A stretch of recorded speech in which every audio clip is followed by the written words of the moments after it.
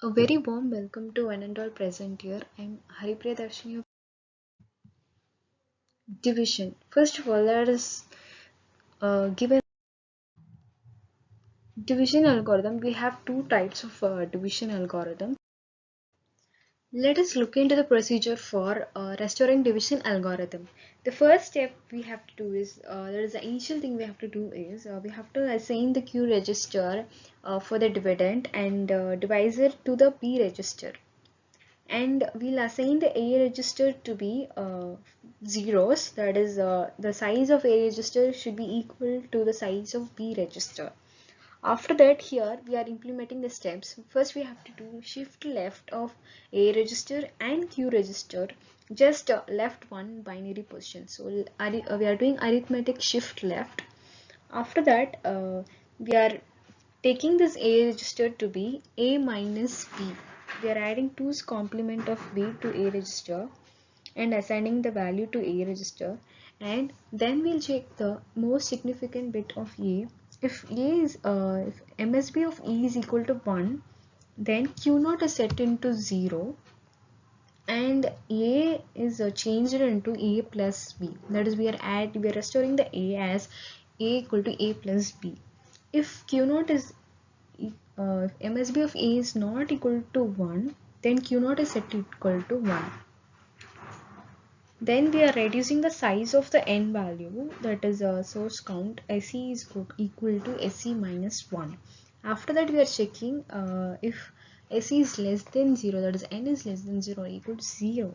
Then we'll stop the process, or else we'll repeat the step 1, 2 and 3 for n times. So this is the flowchart for restoring division algorithm. Now let us look into the C program. So this is the C program for restoring algorithm.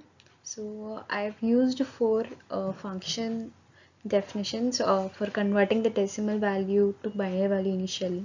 Then for 2's complement I have used one function, and here you can see, and then for doing arithmetic shift left, and then for addition. So first I'm getting the dividend value from the user as A and the divisor value as B. I'm converting both these values into binary using the decimal to binary function. After that, I'm processing the steps, and here are the steps. First of all, I'm starting the step and doing shift left for A and Q. Then I'm checking the MSB. Here you can see if the MSB is 1, I'm setting Q not equal to 0 and A equal to A plus B, or else Q not is equal to 1.